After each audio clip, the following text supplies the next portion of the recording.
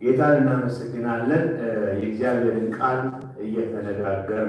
እየተነጋገርንበት ያለበት ርዕስ ጠላቶቼን ከእግሮቼ መረገጫ እስካደርግልህ ድረስ በቀኜ እቀመጣለሁ በሚለው እግዚአብሔር አብ ለልጁ ለጌታ ለኢየሱስ ክርስቶስ በተናገረው ክፍል ላይ አንስተን እየተነጋገርን። ባለፈው ሳምንት የነበራችሁ ሰዎች ታስታውሳላችሁ። ከሰባቱ ዲያቆናት መካከል አንዱ በሆነው በእስጢፋኖስ አማካኝነት እግዚአብሔር ስላደረገው ነገር አብረን አይተናል። ክብር ለእግዚአብሔር ይሁን። ባለፈው ሳምንት በተለይም ስለ ነፃ ወጪዎቹ ምኩራብ የተናገርኩትን ነገር ታስታውሳላችሁ። ዛሬም እንቀጥልበታለን። ክብር ለእግዚአብሔር ይሁን። እያየነው ያለነው የእግዚአብሔር ንጉሣዊ ግዛት እንዴት የኢየሱስ ክርስቶስን ጠላቶች እያስገዛች በክርስቶስ ኤክሌሲያ ውስጥ እንዴት እንደምትሄድ ነው። ክብር ለእግዚአብሔር ይሁን። ይህን የምንነጋገርበት ምክንያት በእኔና በእናንተም ሕይወት ውስጥ እንደዚሁ እንደሆነ እንዲገባንና እንድናምን ነው። ባለፈው ሳምንት መጨረሻ ላይ ነግራችኋለሁ። ሉቃስ ስለ ሳውል ስለሚባለው ሰው የሚወጉ ምስክሮቹ ሳውል በሚባል አንድ ጎበዝ ሥራ ኖሩ። እንደገና ምዕራፍ 8 ቁጥር 1 ላይ ደግሞ ሳውልም በእስጢፋኖስ መገደል ተስማምቶ ነበር ካለ በኋላ ስለዚህ ሰው በኋላ የሚጽፍልን ነገር እንዳለ በነገረን መሰረት ዛሬ ስለዛ ሰው ደግሞ እንነጋገራለን። ጌታ የተመሰገነ ይሁን። ባለፈው ሳምንት ያየነውን ትንሽ ነገር ላስታውሳችሁ። ስለ ነፃ ወጪዎቹ ምኩራብ ብዙዎቻችሁ ገብቷችኋል ብዬ አስባለሁ። ነፃ ወጪዎች ምኩራብ ከኪልቅያ ከተለያየ የአሕዛብ ክፍል የመጡ አይሁዶች የመሰረቱት ምኩራብ ነውና እነዚህ ሰዎች በምርኮ ነበሩ፣ ባሮች ነበሩና ሮማውያን መጥተው ነፃ ካወጣቸው በኋላ የሮማውን ዜግነት የሰጧቸው ሰዎች ናቸውና አይሁዶች በአሕዛብ ምድር ስለሚኖሩ እንደኛ ኮንሰርቫቲቭ አይሁድ አይደለም እንዳይሏቸው በይሁዳ ካሉ ይልቅ አክራሪ እንደነበሩ ከእስጢፋኖስም ጋር ሲከራከሩ የነበሩት በመጨረሻ የሐሰተኛ ምስክርነት ሙሴንና እግዚአብሔርን ሰድቧል ብሎ እስጢፋኖስ እንዲወገድ ያደረጉ ሰዎች እነሱ እንደሆነ አይተናል። ዛሬ ደግሞ የምናየው በዚህ ውስጥ ማን አይተናል ስንጨርስ ሳውል የዚህ የነፃ ወጪዎች ምኩራብ አባል እንደሆነ አይተናልና ዛሬ እንቀጥላለን። ክብር ለእግዚአብሔር ይሁን። ዛሬ ለመግቢያ የምንጀምረው የእስጢፋኖስ መንቀላፋት ልብ የሚሰብር ነው። ዛሬ የምንነጋገርበት ርዕሱን አልተናገርኩም መሰለኝ። ዛሬ እንደዚህ የሚል ነው፣ የእግዚአብሔር ንጉሣዊ ግዛት በመዘራት እስከ ምድር ዳርቻ ማድረስ በሚል ነው። የእግዚአብሔር ንጉሣዊ ግዛትን በመዘራት እስከ ምድር ዳርቻ ድረስ ማድረስ በሚል ነውና ለምን ይህን ርዕስ በመዘራት የሚለውን ቃል ለተጠቀም አብረን እናያለን። ጌታ የተመሰገነ ይሁን። በሐዋርያት ሥራ ምዕራፍ 8 ላይ ባለፈው ሳምንት ካቆምንበት ከምዕራፍ 1 ከሁለተኛው ክፍል ጋር ጀምሮ ያለውን በማንበብ እንጀምራለን። ሃሌሉያ ሃሌሉያ ሃሌሉያ ስል ቢያንስ አሜን ማለት አይቆያችሁ። እግዚአብሔር የተመሰገነ ይሁን። እንደዚህ ይላል፣ በዚያን ቀን በኢየሩሳሌም በነበረችው ኤክሌሲያ ላይ ታላቅ ስደት ተነሳ። ከሐዋርያት በቀር አማኞች በሙሉ በይሁዳና በሰማርያ አውራጃዎች ሁሉ ተበተኑ ይላል። በዚያን ቀን በምኑ ቀን? በእስጢፋኖስ ሞት በኋላ፣ እስጢፋኖስ ከተወገረ በኋላ፣ እስጢፋኖስ ጌታ ኢየሱስ ክርስቶስን በአባቱ ቀኝ ቆሞ ከተመለከተ በኋላ እነዚህ የነፃ ወጪዎች ምኩራብ የሚባሉ አባላት በክርስቶስ ኤክሌሲያ ላይ ከባድ ስደት አስነሱ። ከባድ ስደት አስነሱ። በኋላ ምን እንዳለ እናሳያቸዋለን። ቁጥር 3 ላይ ስደቱም እንደነበረ ሲነግረን፣ ሳውል ግን ኤክሌሲያን ለማጥፋት አጥቆ ተነሳ። ከቤት ወደ ቤትን በመግባት ወንዶችና ሴቶችን ጎትቶ እያወጣ ወደ ወህኒ ያስገባቸው ነበርና በክርስቶስ በኢየሩሳሌም በነበረችው የክርስቶስ ኤክሌሲያ ላይ ታላቅ እጅግ ታላቅ የሆነ ስደት ተነሳ። ከዚህ የተነሳ ምን ሆነ መሰላችሁ? ከሐዋርያት በቀር አማኞች ደቀ መዛሙርት ሁሉ ምን ሆኑ? በይሁዳና በሰማርያ ወዳሉ ግዛቶች ሁሉ ተበተኑ ይላል። በመጀመሪያ ተበተኑ ተብሎ የተተረጎመው የግሪክ ቃል ዲያስፔሮ የሚል ቃል ሲሆን ይሄ ዲያስፔሮ የሚለው ቃል ከሁለት ቃል ነው። ዲያ እና ስፔሮ ከሚል ሁለት ቃላት። ዲያ ማለት ቻናል ማድረግ ሲሆን ስፔሮ ማለት ደግሞ ምን ማለት መሰላችሁ? መበተን ወይም ደግሞ መዝራት ማለት ነው። ስለዚህ ይሄ ቃል በዙሪያዎች ሁሉ ስለዚህ ስደቱ ከነሳውን ፖይንት ኦፍ ቪው ከዚህ ከነፃ ወጪዎች ምኩራብ ፖይንት ኦፍ ቪው አማኞች ተበተኑ ነው። ነገር ግን በእግዚአብሔር ግን ፖይንት ኦፍ ቪው ግን በእግዚአብሔር እይታ ግን ተዘሩ። ለምን እንደዚህ ትላለህ ብትሉኝ አብረን እናየዋለን። ተዘሩ። ለዚህ ነው ሲጀምር የእግዚአብሔር ንጉሣዊ ግዛትን በመዘራት እስከ ምድር ዳርቻ ማድረስ የሚደርስ የሰጠውትና ምኑ ተበተኑ የሚለው ቃል ዲያስፔሮ የሚለው ቃል መዘራት ተዘሩ። ቤት ሄዱ በይሁዳና በሰማርያ። ምን ትዝ እንደሚላችሁ አላውቅም። ትዝ የሚላችሁ ነገር ካለ ግን በሐዋርያት ሥራ ምዕራፍ 1 ላይ ጌታ ኢየሱስ ክርስቶስ ከጥቂት ቀን በኋላ እናንተ ኃይልን ትለብሳላችሁ፣ ከዛ ምን አለ? በኢየሩሳሌም በይሁዳ እስከ ምድር ዳርቻ ድረስ ምስክሮቼ ትሆናላችሁ ብሎ ተናግሯል።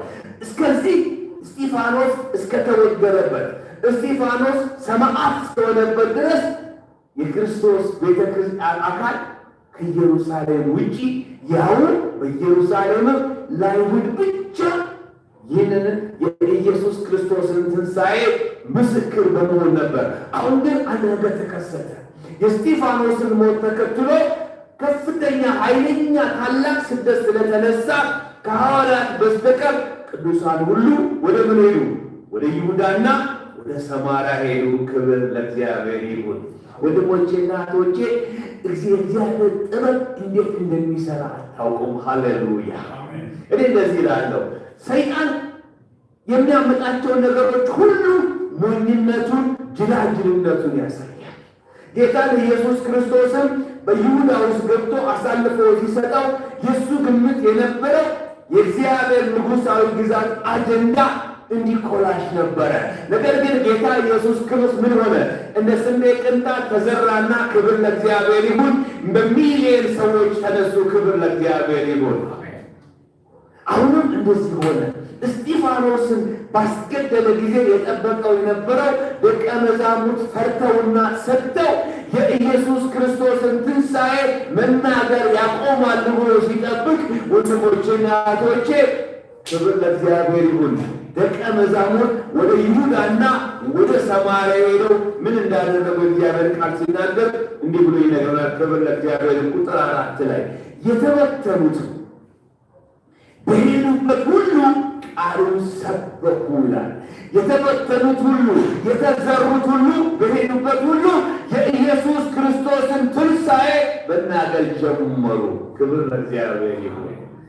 ከዚህ መካከል ደግሞ ቁጥር 4 ላይ ፊልጶስም ወደ አንዲት የሰማርያ ከተማ ወርዶ ክርስቶስን ሰበከላቸው። ሃሌሉያ! ወንድሞቼና እህቶቼ እስጢፋኖስን የወገሩበት ምክንያት ከዚህ በኋላ ኢየሱስ ክርስቶስ ተነስቷል ብላችሁ ብትናገሩ የእናንተም ፌት እንደዚህ እንዲሆን ነበር። ነገር ግን ደቀ መዛሙርት ኢየሩሳሌምን ጥለው ወጡና በይሁዳና በሰማርያ የኢየሱስ ክርስቶስን ትንሣኤ ይናገሩ ጀመር። ክብር ለእግዚአብሔር ይሁን። ሃሌሉያ! እግዚአብሔር የተመሰገነ ይሁን።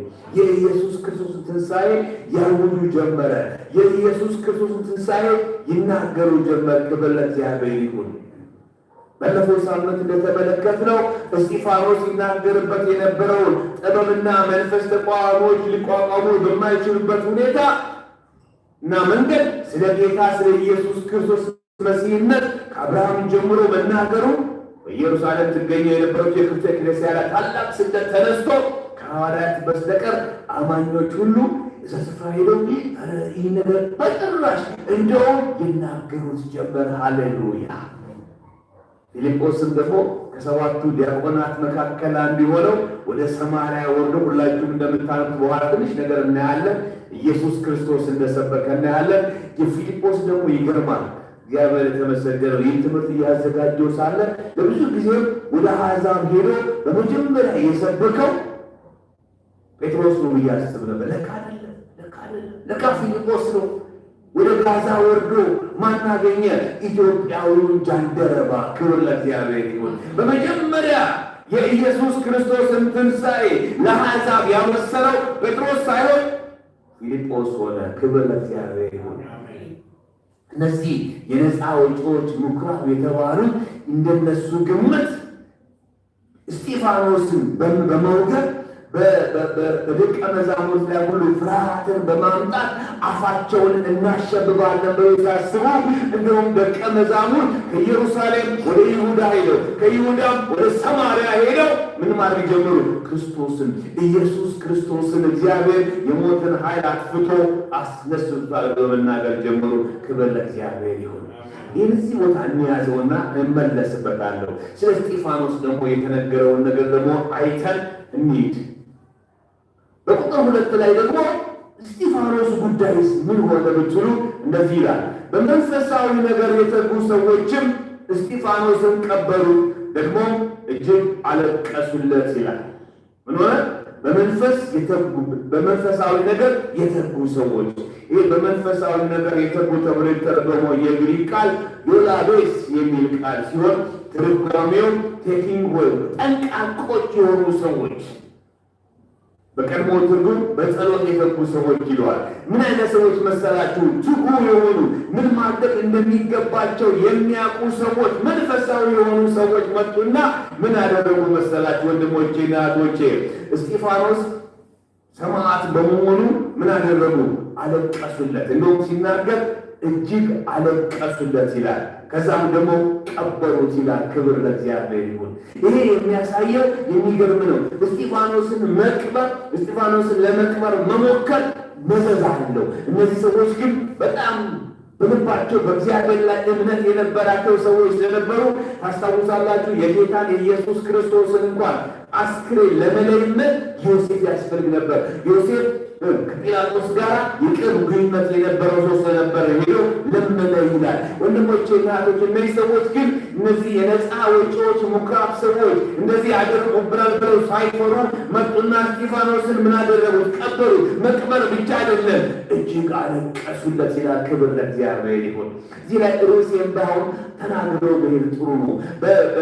በክርስቲያን ማህበረሰብ ዘንድ የማይሆን ነገር ከተፈጠረው ነገር አንዱ ወንድሞቼና እህቶቼ በጌታ የሆኑ ወገኖቻችን በሚያንቀላፉበት ጊዜ ብዙ ሰዎች ምንም እንዳልሆነ ወደ ተሻለ ስፍራ ነው ሄደው ምናምን ብለን ወንድሞቼና እህቶቼ እንደ ስሜቶቻችን ይዘን አይደለም። የእግዚአብሔር ቃል ሲናገር እጅግ አለቀሱለት ይላል። ለምን እንዳለቀሱለት ታውቃላችሁ? ምን እንዳለቅሷቸው ምን እንደሚያሳይ ሊሞት የማይገባው ሰው ሞተ። ገና እግዚአብሔር በሱ ሕይወቱ ብዙ ነገር ሊያደርግ የተገባው ሰው ሞተ። ጠላት ይህንን ሰው የእግዚአብሔርን ቃል የኢየሱስ ክርስቶስን ትንሣኤ የሚናገርን ሰው አቆመው። ስለዚህ እናለቅስለታለን። ምክንያቱም ለእኛ የሐዘናችን ቀን ነው። ወንድሞቼና እህቶቼ፣ ብዙ ሰዎች መንፈሳዊ የሚሆኑ ይመስላቸው የሚወዳቸውን ሰዎች ባጡበት ጊዜ በቀደምን ብለው አይደለም። ወንድሞቼና እህቶቼ፣ የወንጌላውያን አማኞች የለቅሷችን በተመለከተ መስተካከል አለበት። ወንድሞቼና እህቶቼ፣ የምንወዳቸው ወገኖች በምናጣበት ጊዜ እጅግ እናለቅስላቸው ይገባል። ስለ ሙሴ ማንበብ ትችላላችሁ። ለ40 ቀን እስራኤል ልጆች አለቀሱ። ሙሴን እኮ እግዚአብሔር ነው የቀበረው፣ ማንም እንኳን አላየም። ነገር ግን ለ40 ቀን አለቀሱለት። ወንድሞቼና እህቶቼ፣ የቅዱሳን ሞት ወንድሞቼና እህቶቼ ካላሳዘነን ምንም ሊያሳዝነን የሚችል ነገር አይሆንም። እያና አስተሳሰባችን መቀየር ያስፈልጋል። እንደዚህ አንድ ሰው እንደዚህ አለ። እኔ እህቴ ወደ ጌታ በሄደችበት ጊዜ እንደ አለቃቀሴን አይቶ ይህ መንፈሳዊ አይደለም ብዬ አሰብኩዋል፣ ሳልኳል። ከዛ አባቱን ባጣበት ጊዜ የሆነውን ነገር ሳይ ለካ እንደሱ አይደለም። ወንድሞቼ ጋር ይህን ቃል የማሳያችሁ ስለ እስጢፋኖስ በቃ ምንም አይደለም፣ ወደ ተሻለ ቦታ ነው። አንዳንድ ጊዜ ክርስቲያኖች እንደዚህ በሚጽፉበት ጊዜ ልብ ያሳዝናል መሰላችሁ። የምንወደውን ሰው በምናጣበት ጊዜ እጅግ ለቅሶ እናለቅሳለን። ክብር ለእግዚአብሔር ይሁን። ለምን? ሞት የኛ ጠላት ስለሆነ። ክብር ለእግዚአብሔር ይሁን። ሞት የኛ መሸጋገሪያ አይደለም፣ እንዳትሸወዱ። ሞት በመጨረሻ የሚሸፈነው ጠላት ነው። ክብር ለእግዚአብሔር ነው። ዋናው ርዕሴ ስላልሆነ ከዚህ በላይ በይስታ ላይ መቆየት አልፈልግም። ወደ ዋናው ርዕሴ ቅድም ወደ አቆምኩበት ስፍራ እመለሳለሁ። ቅድም እንደነገርኳችሁ ከሐዋርያት በስተቀር ደቀ መዛሙርት ሄዱና በይሁዳና በሰማርያ ምን ማድረግ ጀመሩ?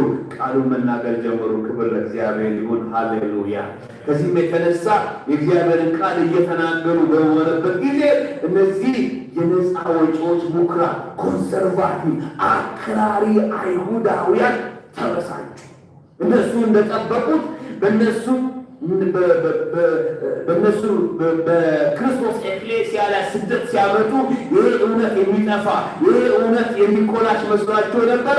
እነሱ ከጠበቁት ሁሉ ከኢየሩሳሌም አልፎ በይሁዳ በሰማርያ እንደውም ቅድም እንደነገርኳችሁ ወደ ጋዛ ወርዶ ወደ ፍልስጤማውያን መንደር ሄዶ ክብር ለእግዚአብሔር ለኢትዮጵያው ጃንደረባ እስከ ምድር ዳርቻ ድረስ ተነገረ። ክብር ለእግዚአብሔር ይሁን። አንድ ሚስጥር ልንገራችሁ። ሰይጣን በመንገዳችሁ ላይ ተከታትሎ አንዳንድ ነገር በሚያደርግበት ጊዜ ለሰይጣን ንጉኝ ባትነካኝ ይሻላል በሉት። ክብር ለእግዚአብሔር ይሁን። መንካት እግዚአብሔር ወደ ከፍ ወዳለ ነገር ፕሮሞት ያደርጋል በሉት። ክብር ለእግዚአብሔር ይሁን። ብዙዎቻችን ለሰይጣን ይህን ስለማንነግረው ሰይጣን ይከታተለናል። ወንድሞቼ እናቶቼ፣ ሕይወታችሁ አንዳንድ ነገር በሚመጣበት ጊዜ በዛ ነገር ይህ ነገር ለምን መጣብኝ አትበሉ። እንደዚህ በሉ፣ ሰይጣን የሚያመጣቸውን ነገሮች እግዚአብሔር ለመልካም እንደሚለውጡ አስቡ። ክብር ለእግዚአብሔር። ለማንኛውም ነገር አንዳንድ ሰዎችን በሚያስነሳበት ጊዜ ለእናንተ የፕሮሞሽን ቀን ነው። ክብር ለእግዚአብሔር ይሁን። እናንተ የምትዘሩበት ቀን ነው። በምን ታውቃለህ ብትሉኝ፣ አሁን እንዳነበብነው እስጢፋኖስ እንደ ዘር ሆኖ ወንድሞቼ እናቶቼ ደቀ መዛሙርት እንደው በቁጭት እስጢፋኖስ ቢኖር ኖሮ ይሰብከው የነበረውን ወንጌል ወንድሞቼ እናቶቼ በይሁዳና በሰማርያ ላሉ ሰዎች መናገር ጀመሩ። ክብር ለእግዚአብሔር ይሁን። ሃሌሉያ አሜን። በሐዋርያት ሥራ ምዕራፍ 8 ቁጥር 26 ላይ እንዲህ የሚል ቃል ታገኛላችሁ። የጌታን መልአክ ፊልጶስን በሰማርያ ክርስቶስን ከሰበከ በኋላ ብዙ ድንቅና ምልክት ካደረገ በኋላ ጠንቋዩ ስምዖን ሁሉ በኢየሱስ ክርስቶስ ካመነ በኋላ ጴጥሮስና ዮሐንስን ከኢየሩሳሌም ወስደው በሰማርያ ባሉ ሰዎች ላይ እጆቻቸውን ጭነው መንፈስ ቅዱስ እንዲቀበሉ ካደረገ በኋላ መንፈስ ቅዱስ ምን አደረገ መሰላችሁ? ፊልጶስ ከኢየሩሳሌም ተሰደህ ወጥተህ በሰማርያ ኢየሱስ ክርስቶስን ሰብከሃል። አሁን ደግሞ ለመጀመሪያ አሕዛብ ይህን የምስራች ትናገራለህ አለው። ክብር ለእግዚአብሔር ይሁን። እንደዚህ ይላል፣ የጌታን መልአክ ፊልጶስም ተነስተህ በደቡብ በኩል ከኢየሩሳሌም ወደ ጋዛ በሚያወርደው በምድረ በዳው መንገድ ሂድ አለው። እሱም ሄደ። እነሆም የኢትዮጵያዊ ንግሥት የህንደኬ ባለሟል የሀብቷ ንብረቷ ሁሉ አዛዥ የሆነ አንድ ኢትዮጵያዊ ጃንደረባ አገኘ። ይህንም ሰው ሊሰግድ ወደ ኢየሩሳሌም መጥቶ ነበረ እያለ ሁላችን የምናውቀውን ታሪክ ይናገር ጀመረ። ጊዜ ለመቆጠብ ዝቅ ልበልና እንደዚህ ይላል። ቁጥር 32 ጃንደረባውም ያነበው የነበረው መጽሐፍ ክፍል ነበረ።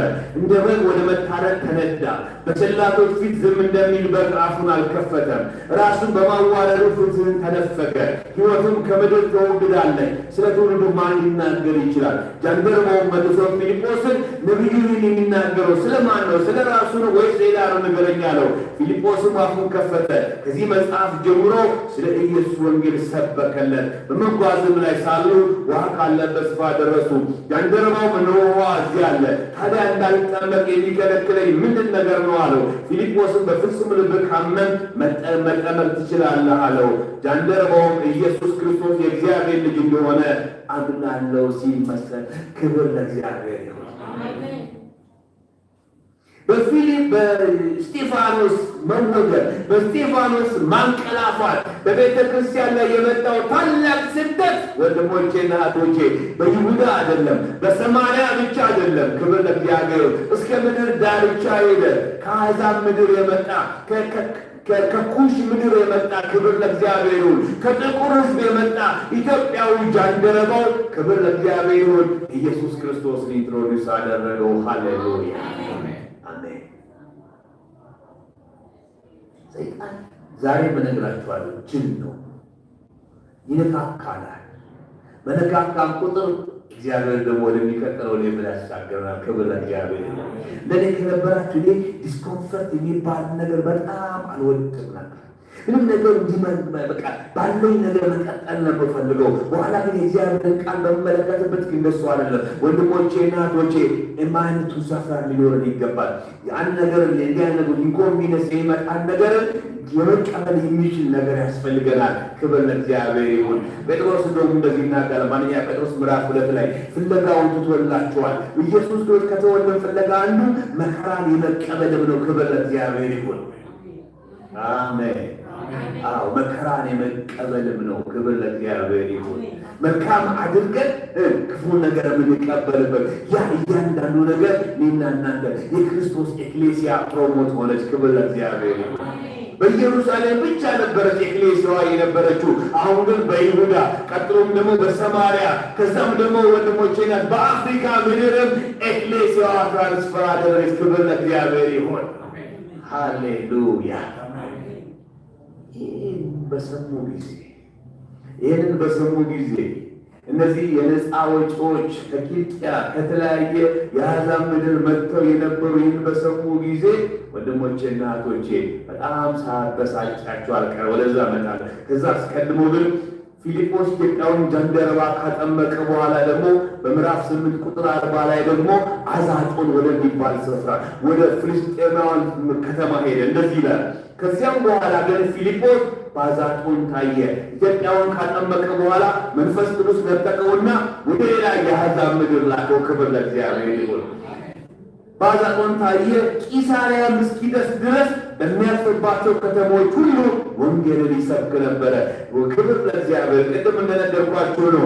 ለካ ለአሕዛብ በመናገር ከጴጥሮስ ማን ይቀድማል? ፊልጶስ ይቀድማል። ክብር ለእግዚአብሔር ይሁን። ጌታ ኢየሱስ እንደተናገረ በሐዋርያት ሥራ ምዕራፍ 1 ቁጥር 8 ላይ እነሆ መንፈስም በእናንተ ላይ በመጣ ጊዜ በኢየሩሳሌም፣ በይሁዳ፣ በሰማርያ እስከ ምድር ዳርቻ ድረስ ምስክሮቼ ትሆናላችሁ እንዳለ በእስጢፋኖስ ማንቀላፋት ከተነሳው ስደት የተነሳ የክርስቶስ ኤክሌዚያ እንደ ደቀ መዛሙርት ተዘሩ። ክብር ለእግዚአብሔር ይሁን። በሄዱባቸውም ስፍራ ይህንን የምስራች ቃል ይናገር ጀመሩ። ክብር ለእግዚአብሔር ይሁን። ሃሌሉያ አሜን። ሃሌሉያ። ከዛ በኋላ ምን ሆነ መሰላችሁ? እነዚህ ደቀ መዛሙርት በአሕዛብ ምድር ሁሉ እየሄዱ እንደተናገሩ እነ ሳውል የነፃ ወጪዎች ምኵራብ አባላት ሰሙ፣ ተበሳጩ። እኛ በኢየሩሳሌም በዚህ ስፍራ ላይ እያሰርናቸው እንዲህ ያልናቸው ዝም ይላሉ ብለን ስንጠብቅ እነሱ አልፈው ይሁዳን አልፈው ሰማርያን አልፈው እስከ ምድር ዳርቻ ድረስ ተዘሩ። ስለዚህ ወደዛ ስፍራ እናቆማቸዋለን። ስትራቴጂ አወጡ። ወንድሞቼ እናቶቼ ሰይጣን የእግዚአብሔርን ጥበብ ስለማያውቅ እየሄደ ይማገዳል። ክብር ለእግዚአብሔር ይሁን። እየሄደ ይማገዳል። ከዚህም በኋላ ምን እንደሆነ በሐዋርያት ሥራ ምዕራፍ 9 ላይ እንዲህ የሚል ቃል እናገኛለን። ጌታ የተመሰገነ ይሁን። ሐዋርያት ሥራ 9 ላይ ቁጥር 1 ላይ ሳውል ግን የጌታን ደቀ መዛሙርት ለመግደል አሁንም እየዛተ ወደ ሊቃኑ ሄደ። ስዕሉን እንድትስሉ እፈልጋለሁ። ይህ ሳውል የተባለ የነፃ ወጪዎች ምኵራብ አባል የሆነ እስጢፋኖስ በተገደለበት ጊዜ በእስጢፋኖስ መገደል ተስማምቶ የነበረ ምስክሮች መጥተው ልብሳቸው እነዛ ሐሰተኛ ምስክሮች ሳውልም ያውቃል ሐሰተኛ ምስክሮች እንደሆነ ልብሳቸው ያስገሩበት ሳውል ተበሳጨ። ምክንያቱም አሁን በይሁዳ ላሉ ሰዎች በይሁዳ ካሉ በላይ አክራሪ የሙሴ ሕግ ተከታዮች እንደሆኑ ማሳየት ስለፈለገ ወደ ሊቀ ካህኑ ሄደና እየዛተ እነዛ ሙሴንና የሙሴን ሕግና እንትን የማይቀበሉ ሰዎች አሁን ሰምተናል፣ ወደ አሕዛብ ምድር ሄደው የአሕዛብ ምድር ሁሉ እንዳጥለቀለቁ ሰምተናል። ስለዚህ አለ እዛት ምን ለማድረግ እያንዳንዷን አንጠልጥዬ እመጣለሁ አለ። ወደ ሁለት እንደዚህ ይላል። የጌታን መንገድ የሚከተሉትን ወንዶችም ሆነ ሴቶችን በዚያ ካገኘ አስሮ ወደ ኢየሩሳሌም ለመውሰድ ይችል ዘንድ በደማስቆ ለነበሩ ምኵራቦች ደብዳቤ እንዲሰጠው ሊቀ ካህኑ ወደ ሊቀ ካህኑ ሄደ። ሰው እዚህ በኢየሩሳሌም ማሰራችንን በኢየሩሳሌም እንዳይናገሩ ማድረጋችንን ያደረባቸው ሰዎች እኮ እስከ ደማስቆ እስከ ሶሪያ ምድር ሄደው የዚህን ሰው እንደ አሳቹን የሚሉት ጌታን ኢየሱስን ያሳቹን ሰው ትንሣኤ እየተናገሩ። ስለዚህ ሰዎች ስጡኝ፣ ደብዳቤ ጻፍልኝ፣ በደማስቆ ላሉ ምኩራቦች እነዛን ሰዎች እያንጠለጠል ወደ ኢየሩሳሌም ይዤ እመጣለሁ አለ። ሰይጣን እንደዚህ ሲዶልት የኔና የእናንተ አባት ከላይ ከሰማይ ሆኖ የእግዚአብሔር ቃል ሲናገር በመዝሙሮች ላይ ሳቀባቸው። ሳቀ። ክብር ለእግዚአብሔር።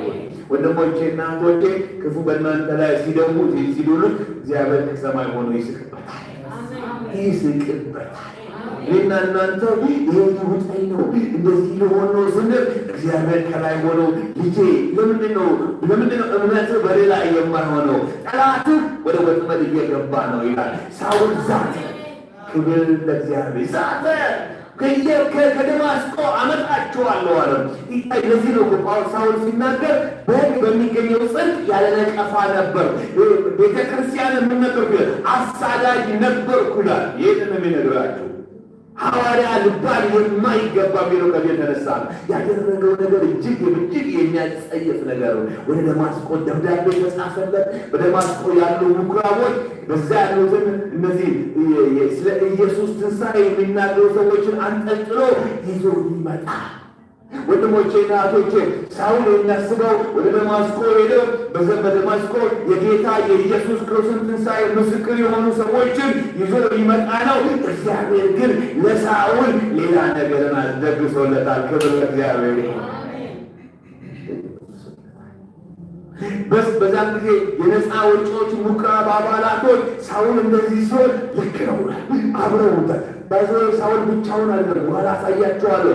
ብዙ ሰዎች አብረው፣ ምክንያቱም እነዛን ሰዎች ሁሉ አስረው እጆቻቸውና እግሮቻቸውን አስረው ለማምጣት ብዙ ሰው ነው የሚያስፈልጋቸው። ብዙ ፈረስ ያስፈልጋቸዋል። ብዙ ነገር ብዙ ሎጂስቲክ ያስፈልጋቸዋል። እነዛ ሁሉ ሰው ተሰባስበው ወደ ደማስቆ ጉዞ ጀመሩ። አላወቁ እግዚአብሔር በዛ ምን እንደደቀሰ ጌታ ኢየሱስ ክርስቶስ ምን እንዳዘጋጀ አላወቅም። ወንድሞቼና እህቶቼ ዛሬ እነግራችኋለሁ፣ በሕይወታችሁ በሚገጥማችሁ ጠላት በእናንተ የሚደግሰው ድግስ ካለ እግዚአብሔር ለጠላታችሁ ደግሞ ሌላ ድግስ ደግሶለታል። ክብር ለእግዚአብሔር። አላወቅም። ሳውል አላወቅም ምን እንደተደገሰለት። ምዕራፍ 9 ቁጥር 3 ሐዋርያት ሥራ ላይ እንደዚህ ይላል። ሐዋርያት ሥራ ምዕራፍ 9 ቁጥር 3 ላይ እንደዚህ ይላል። ደማስቆ ለመድረስ ጥቂት ሲቀረው ብርሃን ከሰማይ ድንገት በዙሪያው አንጸባረቀበት፣ እርሱም በመሬት ላይ ወደቀ። በዚያም ጊዜ ሳውል ሳውል ለምን ታሳድደኛለህ የሚል ድምፅ ሰማ።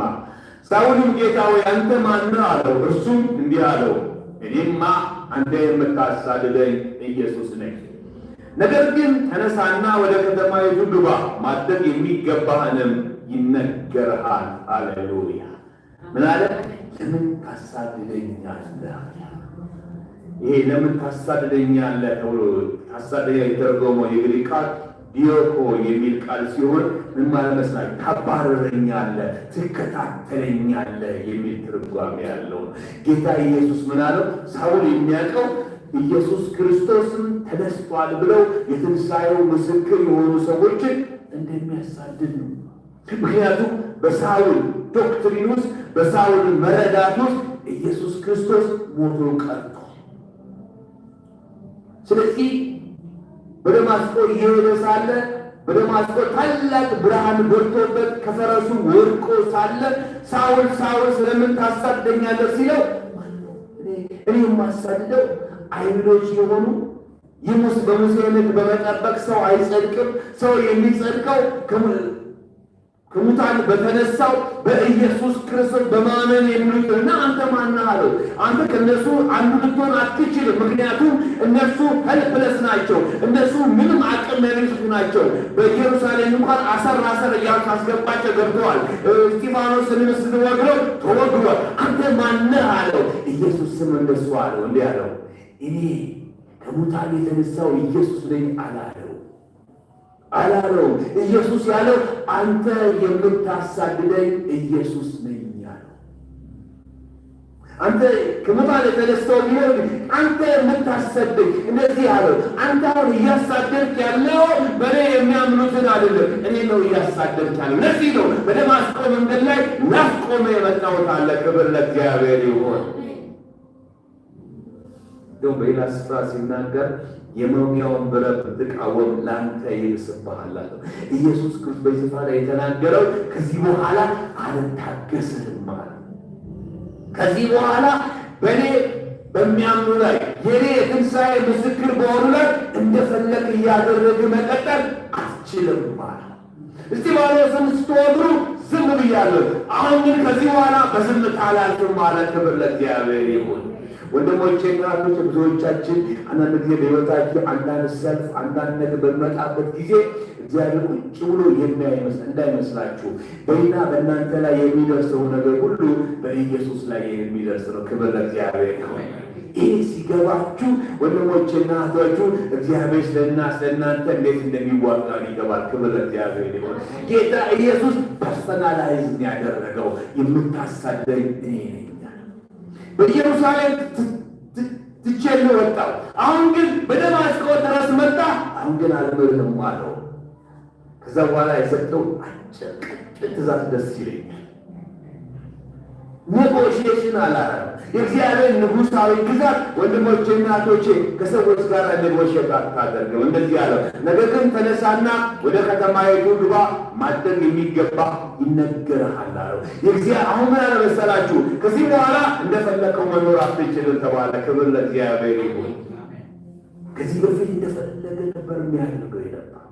የክርስቶስን ኤክሌሲያ ላይ ታላቅ ስደት ሲያመጣ እስጢፋኖስ እንዲገደል ሲያደርግ ባለፈው ሳምንት አይታችኋል። መልኩ እንኳን እንደ መልአክ ሲሆን እንኳን ሊፈሩ ይገባቸው ሊመለሱ ሲገባቸው ያን ሁሉ አልፎ ሄደው ስለነበረ ጌታ ኢየሱስ ክርስቶስ ጽዋው ሞላ አለ። ከዚህ በኋላ ግን አይቀጥልም አለ። ክብር ለእግዚአብሔር ይሁን። አንዳንድ ጊዜ በእኛ በእናንተ ሕይወቱ እንደዚህ ነው። እግዚአብሔር ጽዋው ሲሞላ እግዚአብሔር ጽዋው ይደፋዋል። ሃሌሉያ። አንተ የምታሳድደኛል። ሌላ በጣም የሚገርም ነገር እንምታላችሁ። ጌታ ኢየሱስ ለሳውል ምን ማድረግ እንደሚገባው ወዲያውኑ ትእዛዝ መስጠት ይችል ነበር። ነገር ግን አልሰጠውም። ይነገርሃል አለው። ጌታ ኢየሱስ ክርስቶስ ሳውልን ሊያገለግለው ይችል ነበር። ተፈጥሯዊ በሆነ መንገድ አልመረጠም። ነገር ግን ወደ ማን መራ? ወደ ክርስቶስ ኤክሌሲያ መራው። ክብር ለእግዚአብሔር ይሁን። ወደ ሌላ ደቀ መዝሙር በደማስቆ ይገኝ ወደ ነበረ ወደ ሐናንያ ሪፈራል ጻፈለት። ክብር ለእግዚአብሔር ይሁን። አንዳንዶቻችን እንደዚህ ናል። ጌታው ይሄ እንድትናገሩኝ የምፈልገው አንተ ነህ እንላለን። ወንድሞቼና እህቶቼ እግዚአብሔር በወንድሞቻችንና በእህቶቻችን ይናገረናል። ክብር ለእግዚአብሔር ይሁን። እኔ በማንም ጌታ እንዲናገረኝ አልፈለገም ይላል። እንደሱ አይደለም። እግዚአብሔር የአካል ክፍላችን አንዱ የአካል ብልት የሌላውን ብልት ጸጋ መቀበል እንዲማር ያስፈልጋል። ክብር ለእግዚአብሔር ይሁን። ይነገርሃል፣ ሪፈራል ጽፍልሃለሁ አለ። ክብር ለእግዚአብሔር ይሁን። ወንድሞቼ እና በእኛ በእናንተም ሕይወት ውስጥ ነው።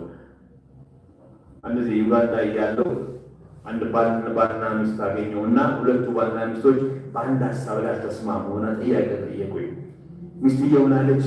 ወደ ዩጋንዳ ስንመጣ እግዚአብሔር እንዲናገረን ፈልገን እየጸለይን ሳለ ባለቤቴ እስቲ በትንቢት ስጦታ የሚፈሰው እናምጣና አብሮን ይጸልያል። እኔ ግን ለምን እግዚአብሔር ለእኛ አይናገርም አልኩኝ አለች። እሱ ደግሞ ሆነ አለ እግዚአብሔር እንዲናገረን ስለፈለግኩ ነው እና በዚህ ነገር በጣም እና እስቲ ንገረናል። እናንተ ጥያቄ ጠየቋቸው። ኢየሱስ ለእናንተ ምንድን ነው አልኳቸው። ኢየሱስ ለኛ ጌታ ነው።